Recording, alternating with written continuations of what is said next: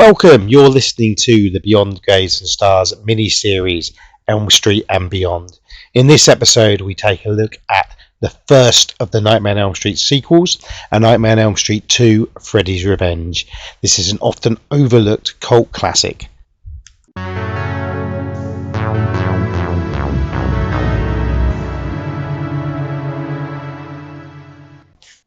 The original A Nightmare on Elm Street was released in 1984 and was a massive success. It was less than a year before its sequel, A Nightmare on Elm Street 2, Freddy's Revenge, hit cinemas. Robert Englund was back as Krueger, but the original curator, writer and director Wes Craven had no involvement. Could they recreate the magic a second time around without Craven? Join me, Andy Martin, and my special guest, musician, horror fan and longtime friend Leigh Rumsby for this second episode of the Beyond Graves and Stars, Beyond Elm Street mini-series.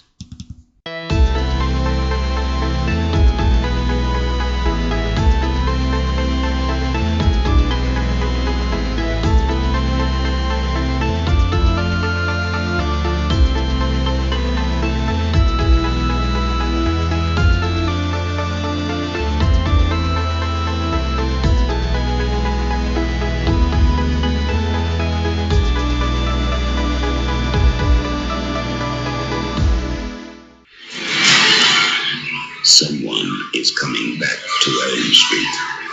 He is not friendly. He is not patient. And he is not a welcome visitor. But he has something terribly special for the new kid on the block. It started to happen again. In trouble. You've had some scary dreams, okay?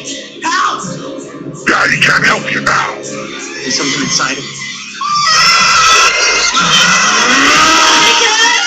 Fight him! You're not afraid of him. He doesn't even exist. Freddy Krueger is back on Elm Street. Get out of here, Lisa! Jesse, fight him! Watch out for him. He'll be in your neighborhood soon.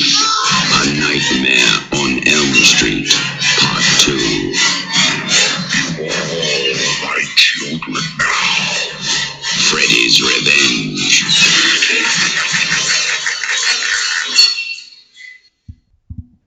Leigh, thanks for joining me.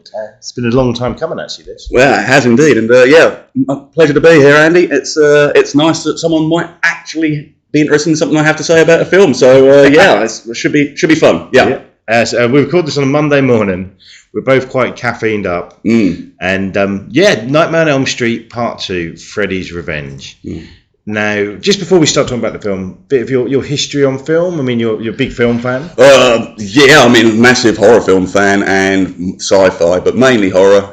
Usual story, older brothers exposed to horror films way before I was supposed to be. Scared at some, laughed at others.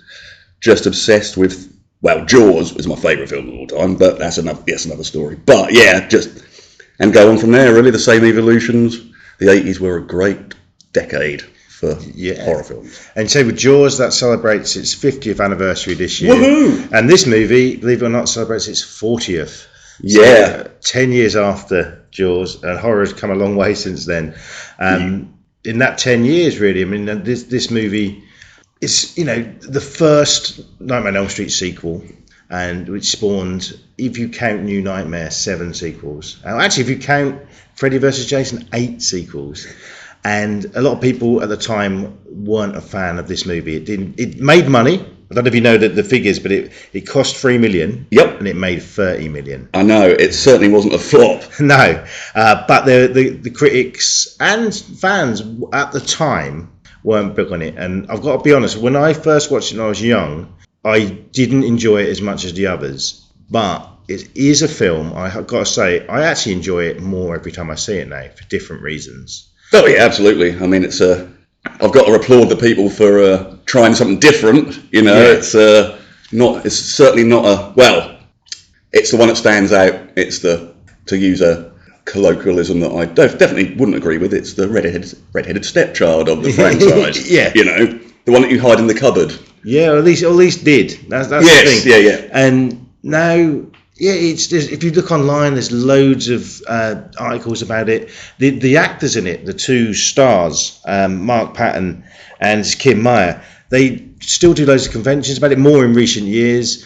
Mark Patton's written a fan fiction diary of the main character, and there's been a documentary that he produced about him and this movie called Scream Queen: My Nightmare on Elm Street. Wow, did not know that. That's I'll one have to check that out. Yeah, it's rentable. I haven't seen it. I want a physical copy because I'm a nerd, and it's only out in America. And I met him a few years ago, and I was speaking to him about it, and he said that if you contact him, he'll try to get hold of a physical copy and send it to you. Oh wow! Obviously you've got to pay. Yeah. But I've been meaning to do it, but I'm quite lazy. But I did buy his book, which I haven't read. But he did sign for me. But very nice bloke, and really appreciative of this movie. And I always thought it was a flop by the way that people spoke about it. Yeah, I mean, until I read up the particulars about it, I thought it sank big style, so they had to do something drastic for the inevitable third one. Yeah. And there was a lot of changes to the third one, but that's another story. Yes. But this is I will read the internet synopsis just so we don't go too detailed into the plot. Do suggest that if you haven't seen the movie, to watch it before listening. If you don't want any spoilers, this is your spoiler trigger warning now. Pause it, watch 87 minutes worth of Freddy's Revenge, and then come back with us. Okay, Jesse Walsh moves with his family into the home of lone survivor from a series of attacks by dream-stalking monster Freddy Krueger.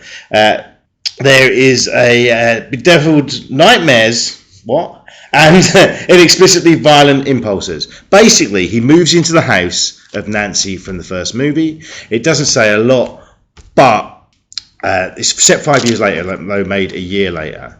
I do apologise for reading that synopsis quite badly. Do you have the thing on your phone where the light goes off and you can't see it? That happened like 3 lines down. That's just my eyesight. Yes. And he hears rumours of what happened in the house, and then he finds Nancy's diary. And one difference in this movie is it's not Freddy trying to kill him, he's trying to take over him. Yes. And I assume so he can kill in the real world. Yeah. A bit of a possession thing going on here. Yeah, so that's very different to the first one. And the major thing is the main protagonist, the Scream Queen, so to speak, is male. And that was the first and only time that's happened in this franchise, and certainly stands out. And I was just watching an interview with Kim Meyer, who plays the sort of girlfriend, really, Lisa. And she said that she liked how her role, which would have been the boyfriend in other films, she becomes like the hero. Yeah. So it's a big role reversal. It's a nice little volte-face, as you might say. Yeah. Right. And also, it was pointed out to me while watching the film by my dear other half, she looks exactly like a young Meryl Streep. That is what a lot of interviews, and the interview I watched on YouTube, every comment is about that, and apparently that's one of the reasons she was picked. Because they wanted someone with a familiar sort of look.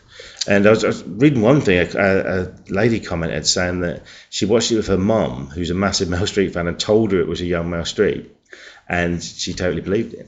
Notwithstanding that the timelines didn't quite exactly, match up. Yeah, exactly. That would have made it. It would have to be made in like the late 60s.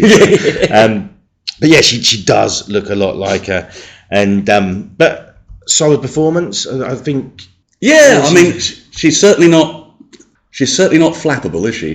She takes everything in with sort of a calm resolution and serenity, even when things are going down the toilet. Yeah, she's the level-headed one, really. Oh, very much so, yes. Whereas Mark Patton as the main character, Jesse. Oh, my word. Just want to point out before we go on. Yeah. He's got the most amazing scream. Yes.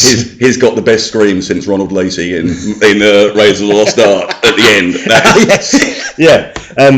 But he said that in interviews with him that he played the character almost like a female teenager would be, and he did say that he's a gay himself, and he saw the character as closeted gay, which I don't. If you watch it, there's so many references to things like that in this, and it's become sort of a cult queer classic, so to speak. Yeah, I mean, there's a lot of There's undertones, or actually not so much undertones, because a lot of it is very explicit. It could be overtones, Yeah. or icing. Yeah, you know. But I think it was written. I don't think it was written for that. I think that's how he and maybe the director would have played it, because there is the love story between Jesse and Lisa. So I think it evolved over time to. I'm not saying there wasn't stuff in there intentionally to do that, but I always took it as that was how they worked on it from the script. Does that make sense? Oh yeah. It makes sense. Absolutely, yeah. But a great performance, and he's loved in the horror community and now. And I just think it was very brave for its time, and that might be why it wasn't so. I'm not going to say it didn't do well, because it did, but it wasn't so well received. Yeah. And it was clearly quite rushed as well to come out a year. Oh, it was 51 weeks. Was I checked it? it. I believe Nightmare on Elm Street, the first one, opened on November the 9th, 84. And this was November the 1st, 85. Yeah, so that's very quick. Yeah, we think they churn out sequels quickly nowadays. I mean, that's a fantastic turnaround. Yeah. It's almost like they didn't really know what to do and were making a bit up on the spot to get more product out. But we shall see how successful that was as we go through. Did you know as well that originally the production company, New Line, weren't bothered about getting Robert Englund back? They thought that they could. He wanted a pay rise to be in the sequel. Yeah. All right. So it's fair dues, really. Well, yes. And they said no, and they got a stuntman in for the first 2 weeks of the shoot, and the director was like, "No, we can't do this. It isn't working." And they got rid of the stuntman. Named the stuntman. No one seems to know who this guy was. But in interviews with Robert Englund, he says that if you watch the shower scene, killing, this with the gym teacher. Yeah. That some of the shots they still use the ones with the original stunt guy. Yeah, that would make sense if they'd already shot it. You can definitely. I mean, that whole scene is so caked in steam and fog. Yeah. You know, I could have been standing there in a hat, and no one would have known any difference. Yeah. So my theory on this is that no one knows who it was. That it was Eric Stoltz, and because of the Back to the Future thing, he's just no, I'm not going to talk about this one as well. Ah, good theory. Yeah, it's probably wrong, but. Yeah, so your first watch of this film, you was telling me before we recorded you had it on VHS. Yeah, way back in the early 90s, a mate of mine at high school had it on really bad, one of those cheap versions that you bought retail like for like $5.99 from Woolies or something. It was and the quality was dire, even for the VHS, it was bad. Yeah, so those of you who don't remember the VHS era, or are so old you've forgotten, a decent new VHS would cost $10 or $12.99, and then they became budget value later. Where they put on probably cheaper tape. Packaging wasn't so good for $4 or $5.99. This was entertainment. I remember a company called Forefront where they put a gold strip around the outside, which I think they thought would make it look more fancy, but just made it look a lot cheaper. Yes. So I remember having RoboCop and Escape from New York like that, and the quality wasn't great.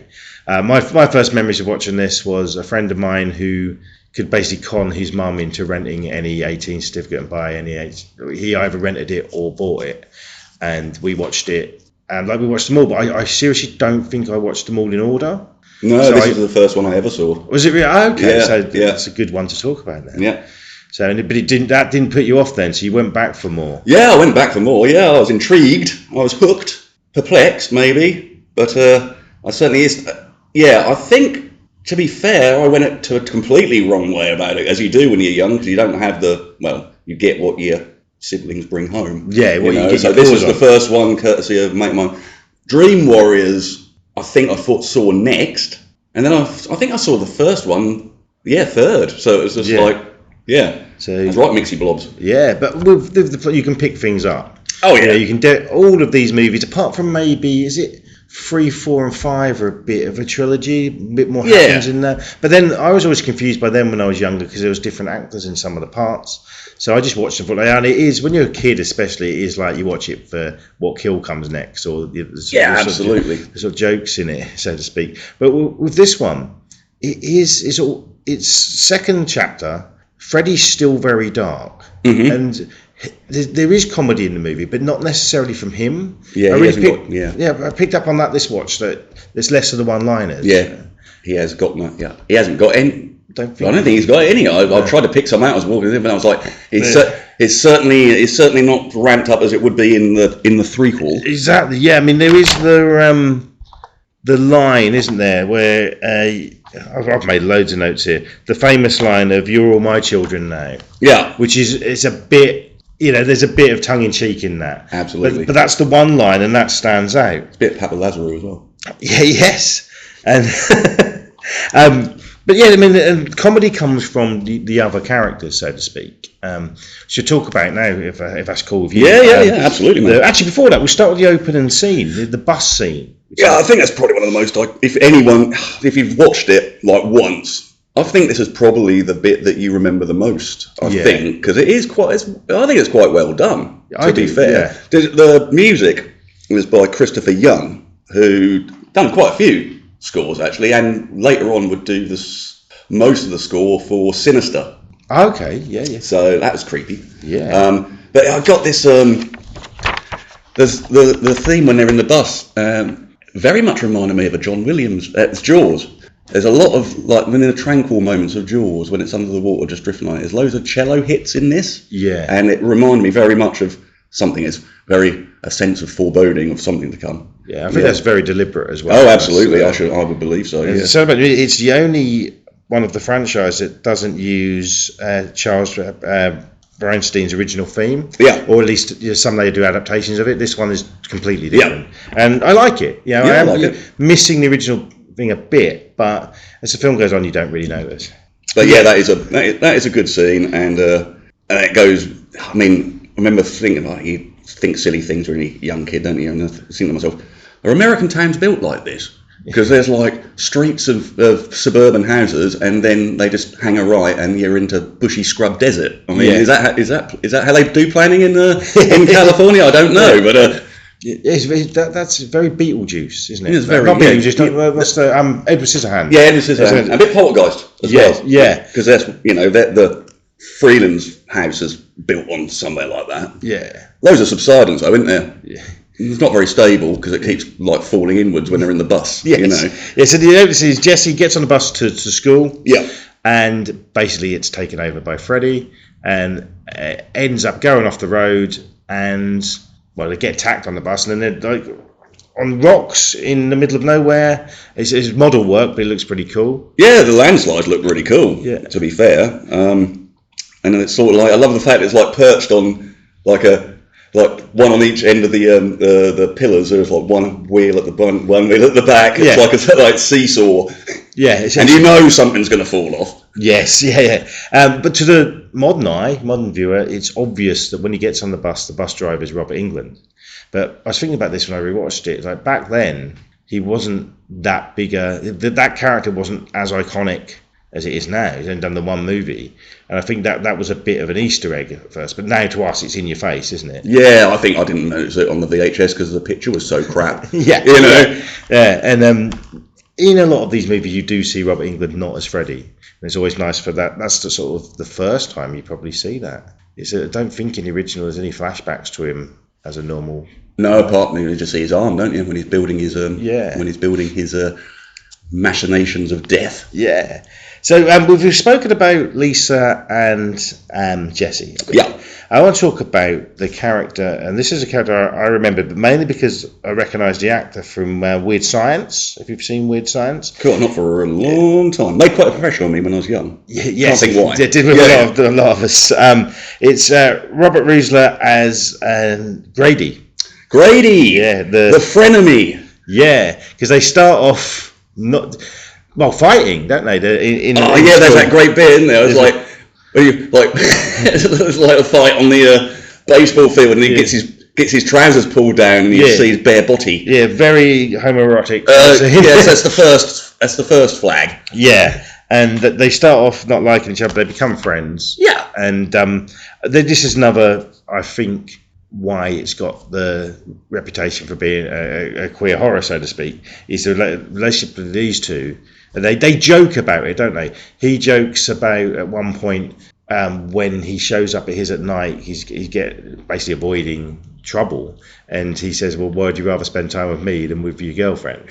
Or it's worded differently there, but he's a great actor, and I think very good in this role of the likeable, cheeky, but sort of troublesome teenager. Yeah, absolutely. He reminded me very much. He struck me as like an analogue or of a nicer version of the guy from the first one. Because he looks pretty similar, actually, to be fair. It was Rod, wasn't it? Yes, yeah. And well, the thing, all the teenagers in these movies look so 80s that you sort of now they all sort of do blend into that same sort of look. Yeah. And from 40 years later. But I just loved watching the scenes in the schools and stuff because it just I felt so nostalgic for it. Yeah. Even though that would have been a good 10 years before I was in high school. Absolutely. Did you notice that they do archery at that school? They never did archery at my school. No, we'd have. I'd be wearing an eye patch now. Yeah, they did. They hated doing PE, but it looked fun. Yeah, I don't get. And so about the humour again. They're made to do push-ups. Then later on in the film, they're slagging off the gym teacher who overhears it, and it just cuts to them doing push-ups again. Absolutely. That sort of, there definitely is humour in here. And with this movie, like all of them, they're 18 certificates or are in America. They are aimed at a younger audience, aren't they? We've got a... Yeah, I mean, yes, you're not... These wouldn't be appealing to the, I don't think, well, probably did, but yeah, it's definitely the young, But sort of under 25, under 30. Yeah, absolutely. Gym teacher's cool though, dude. It's like when he come marching over, I was like, oh my god, here comes the guy that's the assassin in Twins to sort it out. It's exactly Marshall Bell, isn't it? It was in Total Recall as well, Starship Troopers, loads of stuff. Yeah, and such a really enjoyable performance, really, because you don't know what's real and what isn't in a lot of this movie. What dream sequences and what are meant to be real. Now, early on, Grady mentions that he goes to like sleazy, gay bars, doesn't he? Like pretty boys like you. Yeah, that's what he says. Yeah. And then in a later scene, he's at one of these bars. And do you think that's supposed to be in his head because of what's said? Or I don't know. I think it's a very weird scene though, because if you're having a nightmare and you're really hot, I mean, my first thing I do is get out in my pajamas into a monsoon, and go and seek out the nearest seedy club. Yeah, which he'd be too young to get in. Yeah, and that no one batters an eyelid. Yeah. And then if your teacher did see you there, you wouldn't come straight up to him, which he does. It's a very strange, and the way that teacher acts around the kids is very creepy. And it's. I wouldn't want him as my PE teacher. I don't think you'd get that in a film nowadays. No. But 40 years ago, and you're not supposed to like the guy, and then when he does, it's the beginning of when the Freddy killings become fun and enjoyable. Whereas in the original one, you're still scared and you don't want these kids to die. Yeah, I mean, as the movies go on, they do these elaborate deaths, and this is a really elaborate one. Well, there's no way in the first one you'd have. I don't think Wes Craven would have allowed him to be towel slapped. In a funny way. Yeah, that's It says. Although, did you notice in the attack in the gym store, he did remember the third rule from Twins. He did duck. He did duck, and it didn't do him any good. There we go. Is that on your notes? Did you? Yeah, I wrote that. Yeah, good man.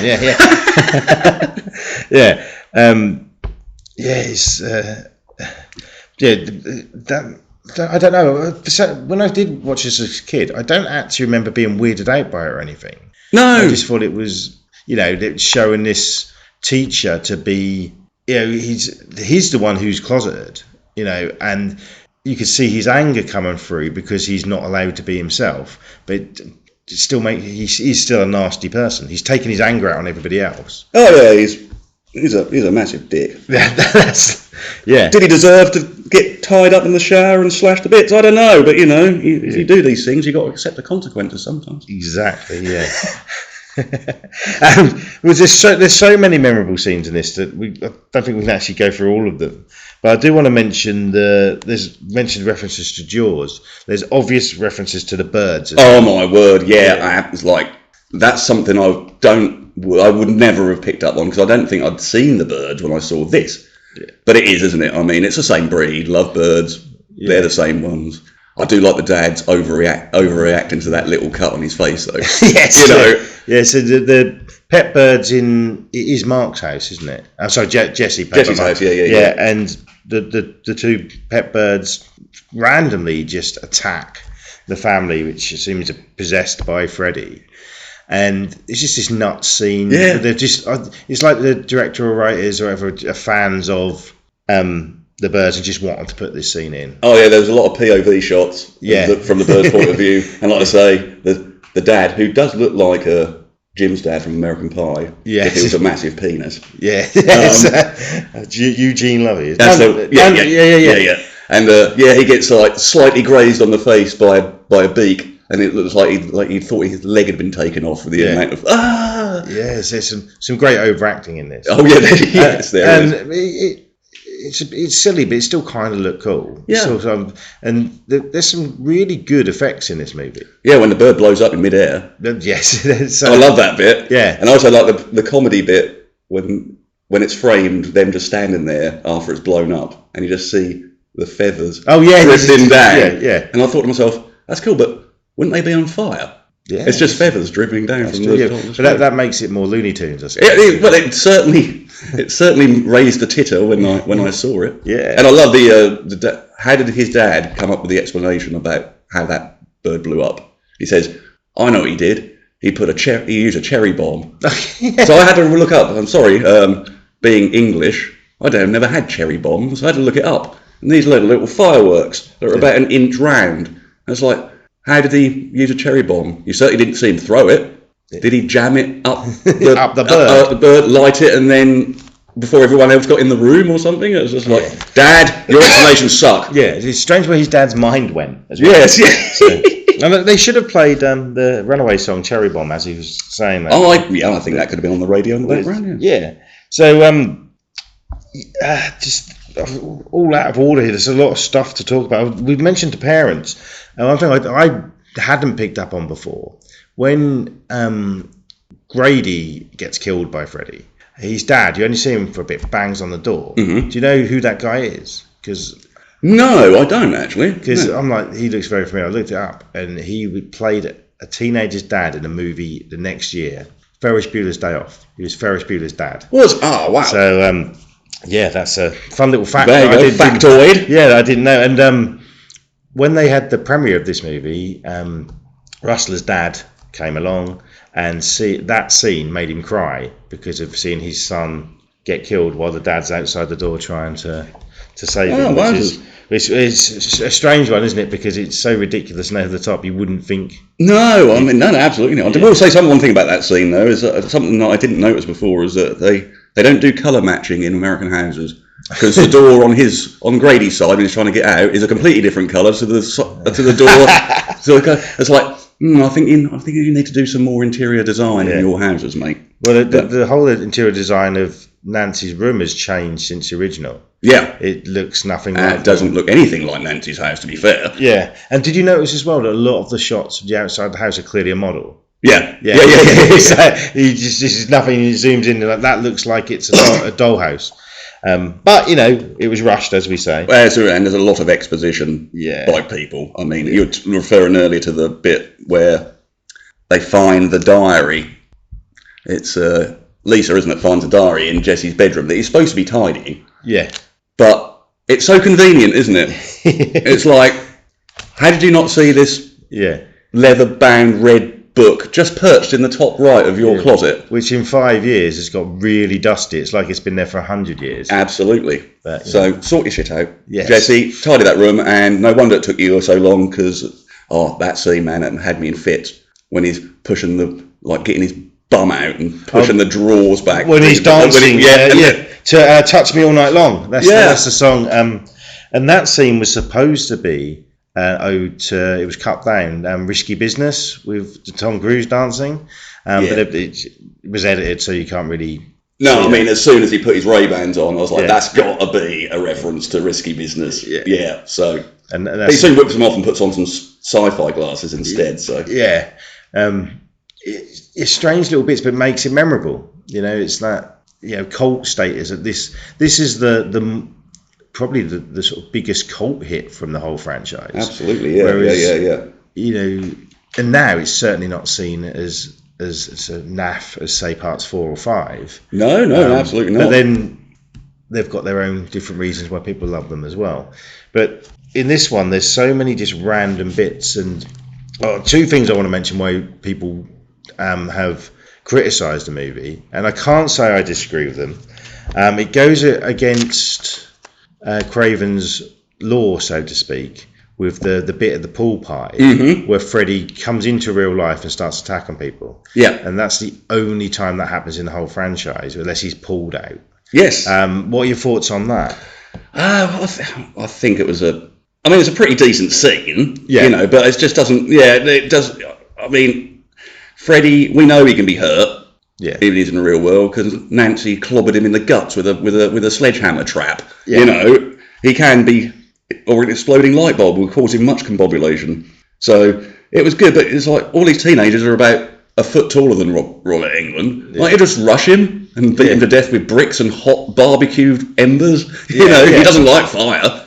Yeah, so, they're the wimpiest kids ever, aren't they? Then they'll run into the fence, which somehow now he's made electrified. And I think it just wasn't that well thought out. No, it's almost like they were rushing to get it out. Exactly. So I like that scene, but it goes against the law, and also they acknowledge that straight away because it doesn't happen again. So it's just a mistake, basically. And also, there are many scenes where he hasn't got a glove on. He's got claws. Yeah, out of his fingers. Yes. Yeah, which is just weird. That's weird. I think that was the picture on the front of the VHS I had. Yeah. And I used to think, well, it doesn't look right. Yeah, and there's a lot of stuff about the glove as well. So it just doesn't fit. You know, it's that follows him around everywhere, doesn't it? Paul Jesse's talking. It's like the Hand from the Michael Caine film or something. It's just he's appearing everywhere, you know. And they go to a power plant, which is where Freddy used to work. But then in later films, they say he worked in a school. Yeah, and that power plant must be the biggest power plant in the whole world. That looks like the steel mill from RoboCop. Yeah, that's not a boiler room. That's like. Yeah, it is just that extended version of the boiler room. There's lots of fire in the movie. Yeah. I do think that they've probably concentrated more on getting the elaborate set pieces and special effects, which for the most part look really good. There's a bit where Freddy rips the skin off his skull and you see his brain. Oh, that looks great in DVD definition. Yeah. You've got the body and I've got the brain. He says to, I think it's Lisa he's talking to, isn't it? No, it's Jesse. It's Jesse. He's been really pervy going. Oh, yeah. We've got special work to do. Oh, sweaty Jesse. Oh, yes. One thing I do like, though, of one of the reasons he can't sleep is the heat. And that's obviously all reference to the boiler room and that he's making it hot. But then he's trying to sleep because he can't sleep, but then he doesn't want to sleep because Freddy's in the dreams. Yeah. That's weird. And also I noticed when he's moaning that he can't sleep, there's 2 empty cans of Coca-Cola by his bed. Yep. Which is that before they knew that caffeine keeps you awake? That was, and there is some proper product placement for Coca-Cola. Oh yeah, there is. Yeah. I mean, for a kid who's trying to stay awake though, he don't pour some pansy cups of coffee though. It's like every time he goes to get the cup of coffee, it's like drip. Yeah. It's like, man, you got to drink more than that if you want to stay awake for a week. Yeah. But I mean, but I did like the melting, all that stuff when he's in the room with the melts. Oh yeah. And that looks really cool, and I'm sure that record must be a reference to Salvador Dali as it drips down. Yeah. Because you've got the record bit. I remember, but you get the lamps melting and everything, and just the effects look really cool. Like the scene where Freddy's head comes out of the stomach, faultless. And when you think how quickly this movie was made, nowadays it would be like everything would be touched up with CGI, and obviously there's none of that in this. No, I mean it had 3 times the budget really of the first film, but it does show. I think the practical effects, sure. Yeah, the lighting though is weird. When I was watching the bit, is it supposed to look? Is it a deliberate attempt to make it look like a haunted, fairground thing? Yeah. It's like even in the bus at the start, everything behind it is like greens and reds. I didn't really pick up on that, but you're right. Yeah, when they go into the, it's very fun house. Yeah, yes. You know, it's all we needed was Pat Sharp. So, yeah. So I reckon all the effects. I mean, the skin effects are very good. Yeah. The transformation when Freddy comes through, Jesse, that is absolutely. I'm convinced that's reference in American Werewolf in London. Because there's so much similarities with the claws coming out. Yeah. And I was just like, which had come out a few years earlier, but even then had been held up as a special effects miracle. Yeah. So that was because crumbs. I think if the first film was made on a budget of $1 million, I think half of that budget must have gone on the rotating room and the geyser of blood. Yeah. Because there's not a lot of other practical effects in there. Yeah, you got these. The first one was 1.1 million. Yeah, and it made 57.1.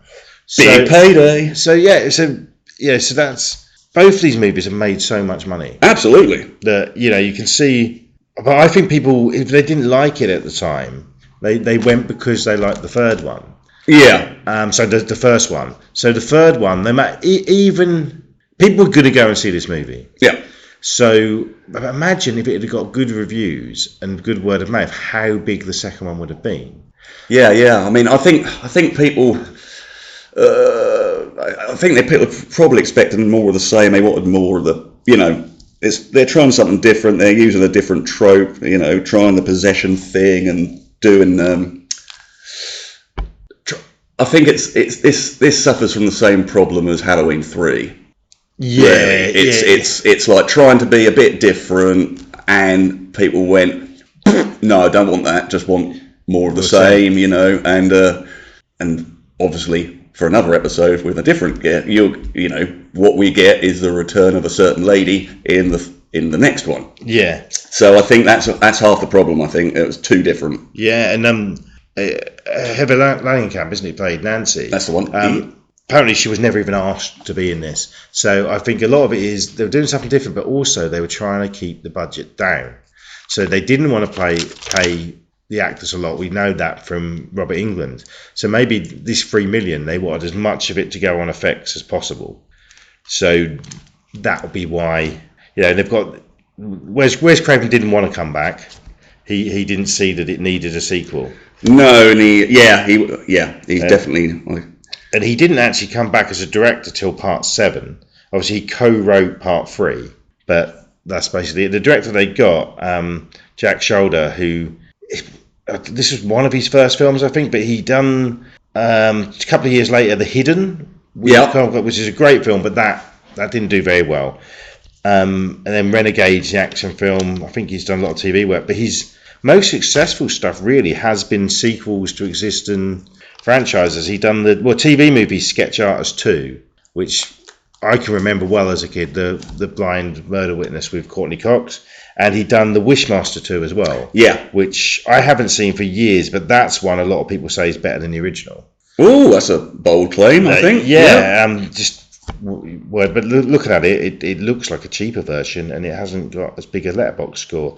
But the first one's sort of memorable, Wishmaster, because it's got all the actors from you've got. Yeah, Tony Todd and Kane Hodder and Robert Englund, of course. Robert Englund, yeah, absolutely. So it looks like he's sort of more of a hired hand director. Yeah. Oh, absolutely. But the cinematographer, Jacques Haitkin, has done an awful lot of films, including Wishmaster. Okay, yeah. So they've got a good team behind them. They had a good team, yes. And different writer who hasn't done much at all. He done The Curse and I, Madman, and they're sort of very underground horror films. This is clearly... I think how we got this weird film from something that's so clearly dominated by the studio. You'd think... Yeah, the studio would churn that... Yeah, the same. Identity kits. Yeah, so it's kind of bizarre. And that might be why it works. You've got the different things coming in. And also the stuff that we now all talk about that wasn't so picked up on the time. Maybe that was snuck in. Yeah, I reckon. But now it's so blatant that, you can't watch this film without thinking about it. Well, no, and they even managed to get a cat scare. But it's a rat scare when they're in the power plant and there's the locked door, the locked storage case, and they have to go and open it up and you know something's going to be in there, and it's a rat. Yeah. It's not a cat. I was expecting a cat to jump out the first time I saw it. Can't go wrong with a rat. No. I went through a phase, it was around lockdown, when I was just watching rat-based horror films, because there's a lot of them.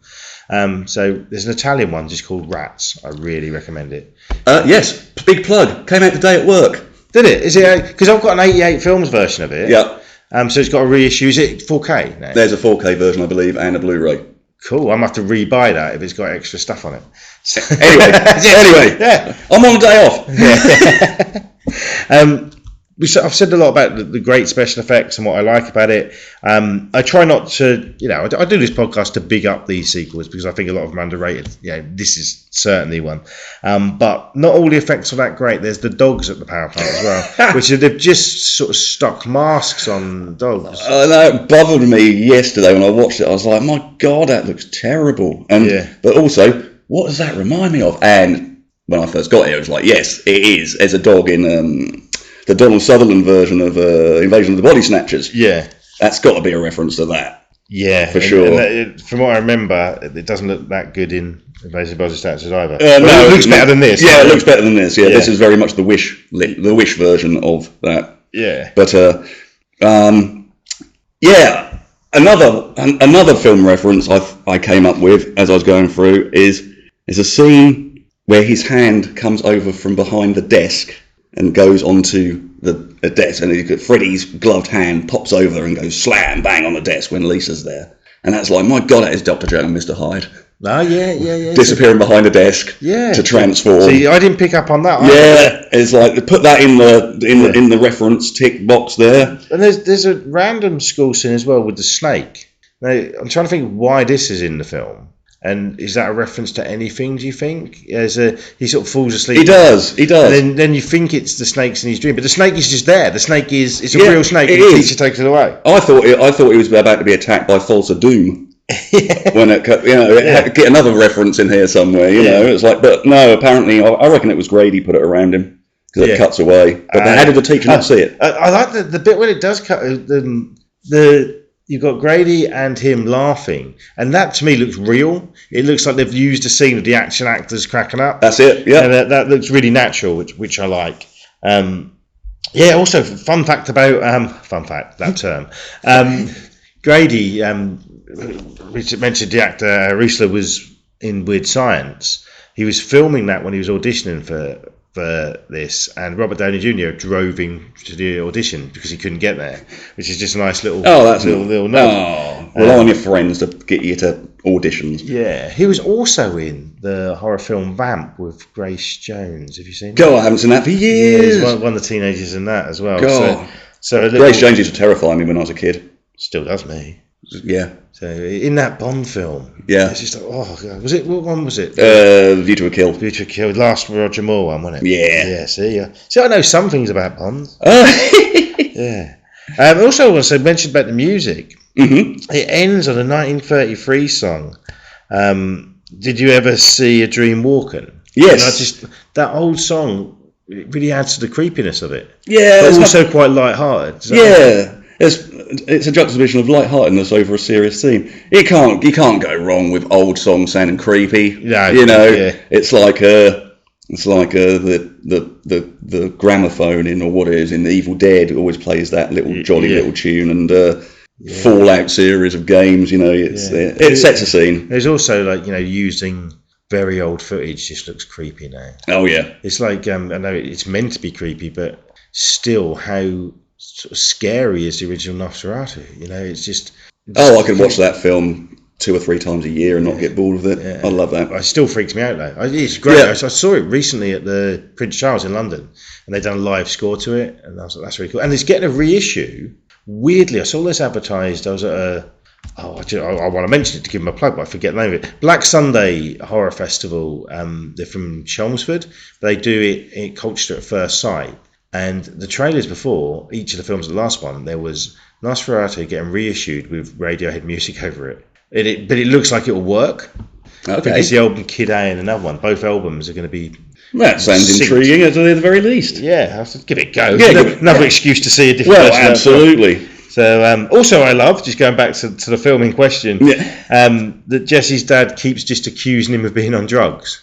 Oh yes, just such a little. He's it's like the dad wanting the simplest explanation for what's going wrong, and he doesn't listen to him. But Jesse's got such attitude that he is kind of annoying, and he doesn't. It's like he doesn't. Don't say I'm getting old now, because when I first saw this, I was a lot younger than the main character. But now I'm just like, he's so disrespectful to his whole family. Yeah. I mean, granted, his little sisters are really annoying, but he's just rude to them all, and the mum just sort of like goes through the film just a bit like.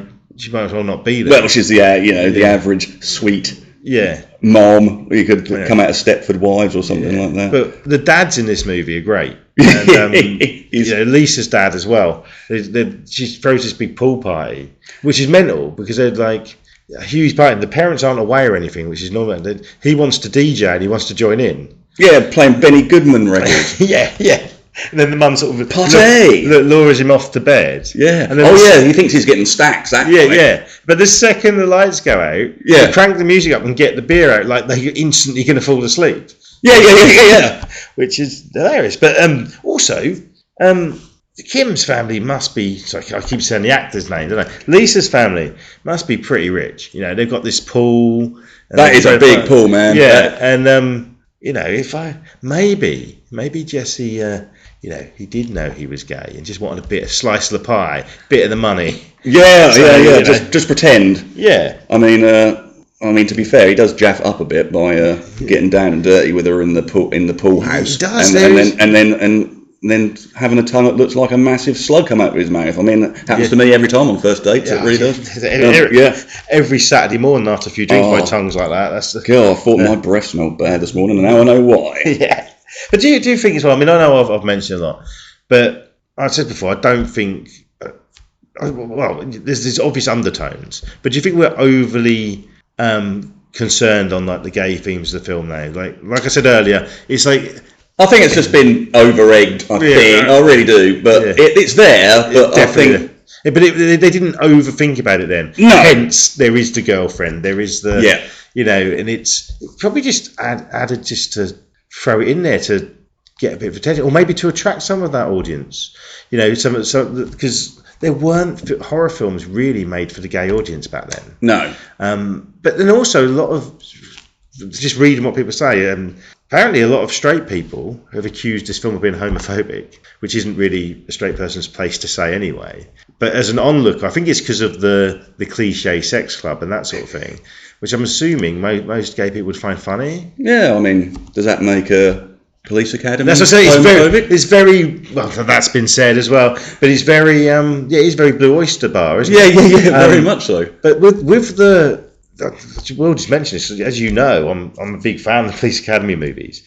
With the Blue Oyster Bar jokes, okay, I can see why people would say that's homophobic, but there's other jokes in there, like it's basically about the higher up police officers being ashamed of who they are. Like they throw in they mention Blue Oyster Bar, and Proctor instantly knows the address, and everyone in there is friendly with Mahoney, who sets up. So he's basically showing up the bad guy's homophobia, I think. And also in those films, there's some racial slurs, which you wouldn't say in a film now, but they're only said by the nasty characters. Yeah. So that's why I think, Anyway, that's for But tell you one thing about that, the bar scene in Freddy's Revenge, though, something I had noticed about it was you get plenty of product placement for Coca-Cola in the whole film. Yes.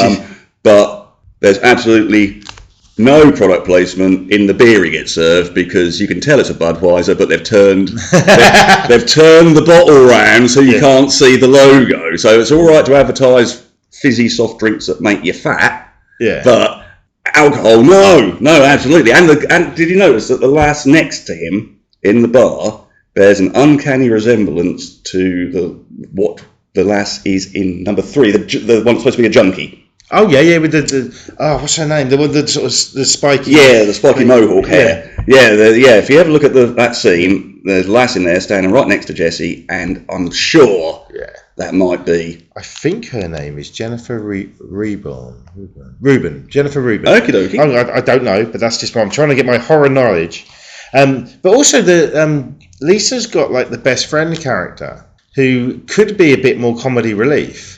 But you don't really see much No, of her. you see her once at the start, once at the pool party when she's going to get it on with someone that looks like a cross between Patrick Swayze and Dennis Quaid. Yeah. And then she pops up at the end. Yeah. And as we'll get to. Yeah, it's just sort of underused character, I'd say. And the whoever plays her, I don't even know the character's name or how high she is on the cast list, but she was quite good. Yeah. But it could be a case of, I reckon it's Sydney Walsh. She plays a character called Kerry.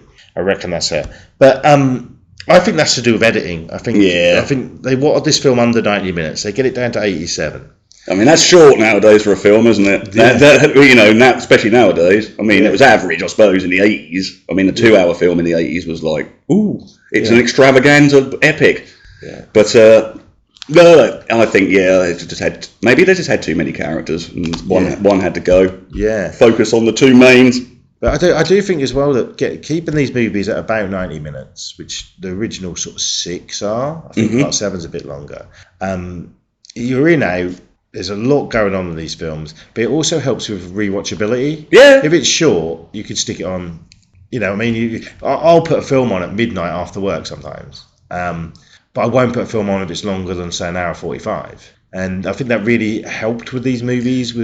Also, as well, when you're a kid and you shouldn't have a copy of it anyway, if it's short, you can sneakily watch it and not get yeah. Which is one thing that, you know, sort of that era. It's like nowadays, kids can just watch things online, can't they? Absolutely. But yeah, getting to the end. I mean, the end scene where it's like it's basically Jesse and Freddy are fighting in the same body.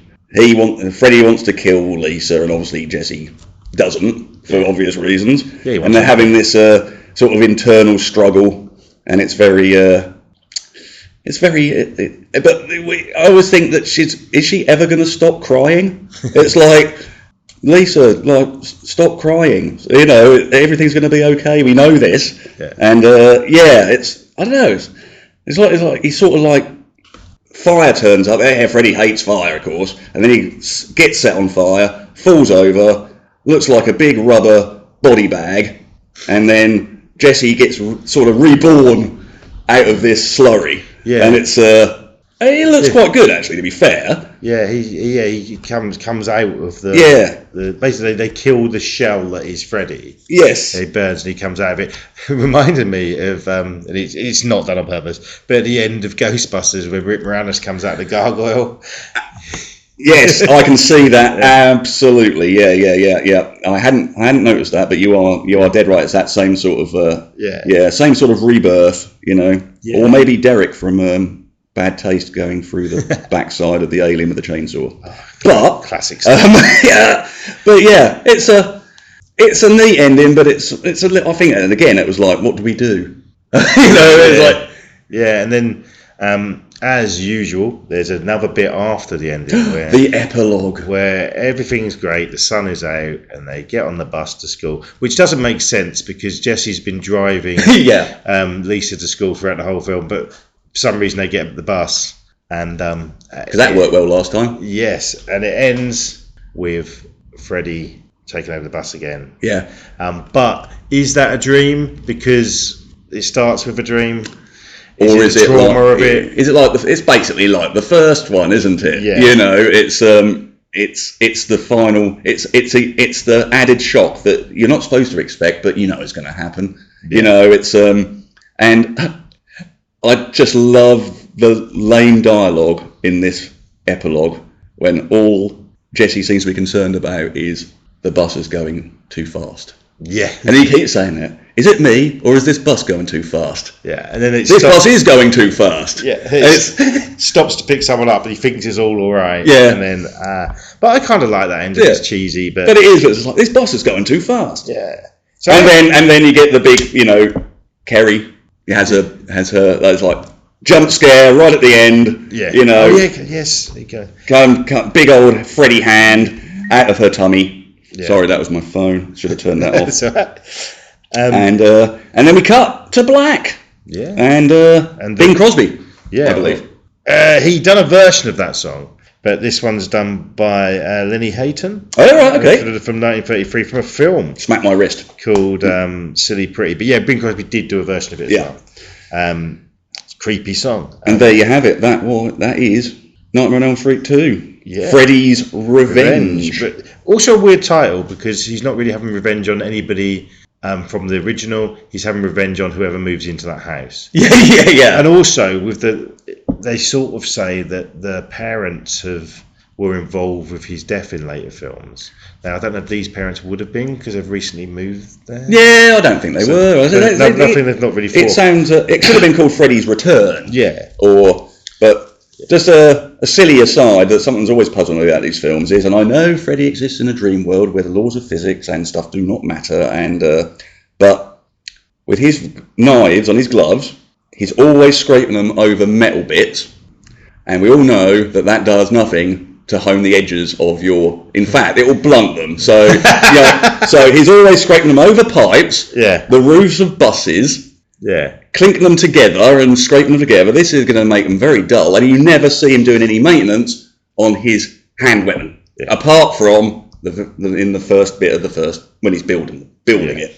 So there you go, Freddy. You need a grindstone. Yeah, you don't think things through this, Freddy. No, you don't. So, 40 years later, looking at the reviews still, the scores online. Rotten Tomatoes has got 42%. That's a bit harsh. Yeah. IMDb 5.5 out of 10. Slightly less harsh. And on Letterboxd 2.8 out of 5. What's my maths genius there? Yeah, that's about the same as IMDb, isn't it? Yeah, little slightly higher. Yeah. So I'm going to ask you your rating. We'll say out of 5 because that's how I would give. I think I'd be a bit more generous than they were. Yeah. I mean, I do like it. It seemed like I was watching. It went by in a flash. It was like I was watching a half an hour episode or something like that. Yeah. You know? So enjoyable. It does clip. It clips along. It doesn't bore you. No. It can't do because there's lots of. They have to put lots of exposition in very quickly. But yeah, it looks good. The practical effects are good. The performances are pretty solid. You know, I've got to give it a 3.5. I reckon. If I can have halves. Yeah, you can have halves. Yeah. I think I'll have 3.5. I liked it. Yeah, I review everything I watch on Letterboxd, and when I went to re-review this last night, because I log it, I watched it because I'm a nerd. I'd given it 3.5, and I know the first time I scored this on Letterboxd, I gave it a 3, and I enjoyed it even more this time. So I'm going to put it up. I did put it up to a 4, just because I admire it. It's not perfect, but it's a Nightmare on Elm Street sequel. They're still trying to tone the character, and they're still trying to create this world. So I think it's a bit more excusable in the second one to go a bit astray. Then you work on what works and what don't. And yeah, it's fun. I like the music. I like the characters. The effects, for the most part, are great. And there's more memorable scenes in this than you'd think. I said there's certainly more memorable stuff in this than, say, Part 4 or 5. Well, Part 4 is pretty cool. But yeah, you're right. I like this. It's the last of the pair where Freddy is scary, basically. Yeah, you know. I didn't like the later ones as they went on because when he started becoming a cartoon character, like a figure of fun, you might say, or a comedy character, and rapping. You know, but see, I still like those, but they're gore films, not horror films. Yeah, you know what I mean. And yeah, in this film, he is scary, and a lot of it really works. You do get back to that in Part 7, but that's a different in it. New Nightmare's a different. It was Scream before Scream. Exactly, a different whole kettle of fish. But I'm glad you've enjoyed watching it again because it been about 30 years since you'd seen it. Yeah, I think must have been year 10 in high school, so over 30 years. Yeah. So it was good to rewatch it. It's good to rewatch it on DVD. I can actually see a lot of it now. Yeah. You know. So yeah, it's very enjoyable. Yeah. So I shall have to watch the rest now. Yeah. You know. Yeah. Is it a franchise you've gone back to a lot over the years? Or No. I originally picked up one of the old DVD box sets of it. You know, back in the days when DVD box sets were good. Yeah, they had separate panes of plastic for each individual. And a booklet. Have you got the fold-out black-covered one where you've got and it will jump to a kill as the special features? I'm not sure. I know it's got pages like a book, but they're plastic that hold the DVD in, and it's got a booklet that keeps getting in the way when I try and shut the case. Yeah, it's probably so. And it's got slipcase one. So I think it's called the Ultimate Collection. Yeah, because I had that one on DVD. Then it didn't have New Nightmare in it. So then my one's. Oh, yeah, it's a different. Because I had that, and then I basically bought a Blu-ray of them all and flogged that one for tuppence halfpenny or whatever. And now I regret it because it'd been a nice thing to get signed or something when I. That's one of the reasons I keep going back to these movies, because when I do the Comic-Cons, the Freddy and from the Jason film as well, so many of the teenagers are there as adults signing, and honestly, they're the nicest people to meet because they're for the most part, really enthusiastic and proud of what they've done. Whereas a lot of the bigger stars couldn't give a monkey's toss. Yeah, and like Robert Englund will talk to anyone for hours though, so I will say that. Well, I do like the story of him being in the video for the Dream Warriors by Dokken, and the guys from Dokken saying he was really cool and they really enjoyed snorting lots of coke off Freddy's glove. So yes. So okay. So was Robert Englund aware of this, or? Oh, he was. Yeah, he's a massive cokehead. Oh, well, okay, right. So, allegedly. We'll say. Sorry. And enjoyed caffeinated beverages. That's why there's so much product placement in the film. Right, so we've spoken for quite a while. Yeah, sorry about that, guys. No, that's. I hope everyone's enjoyed it. Thank you so much for coming on. No, it's been an absolute pleasure, mate. I've enjoyed it. I'm a 46-year-old podcast virgin. Till now, I've broken your podcast cherry. You have cherry cola, or cherry bomb. Yeah. So we've wrapped that up great, and I'm going to do some other franchises soon, so you're more than welcome to come back. I'd love to come back if you'd love to have me back. I would very much so. Just very quickly, I haven't pre-asked this, so you might not know. What would you say is your favourite horror sequel or remake ever? You're not allowed The Thing, because everyone says The Thing. You rascal. Remake. The Grudge. Oh, the American version? Yeah. Okay. I really like that. A lot of people don't, but... Yeah, I've not seen it for you. Sarah Michelle Gellar. Yeah. So I like the remake of The Ring. I don't think it's better than the original. No, I still like I like that as well. Yeah. But I think The Grudge is really good. I think it's underrated. I think people just slag it off because it isn't the Japanese version. But I did see the American version before the original. So that might have clouded me. You tend to gravitate to the one you saw first. Yeah. But yeah, I'd go with that. Yeah, cool. Well, since I'm not allowed The Thing. Yeah, sorry. Everyone says that on the fly. What about The Thing 2011?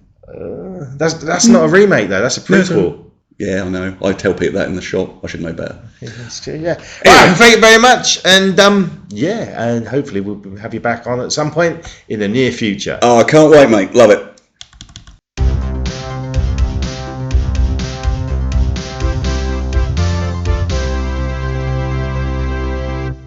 A huge thanks to Leigh for being my guest on this, the second of the Elm Street Beyond episodes. Thanks to everybody for listening. Please like, share, follow, and rate on your preferred platforms. That would really help us out. And do check us out on the socials. I'll be back soon with the third part of this mini-series. Sam Williamson from Hope Ahead will be returning to talk about A Nightmare on Elm Street 3 Dream Warriors. That episode will be with you fairly soon. Until then, remember, whatever you do, don't fall asleep.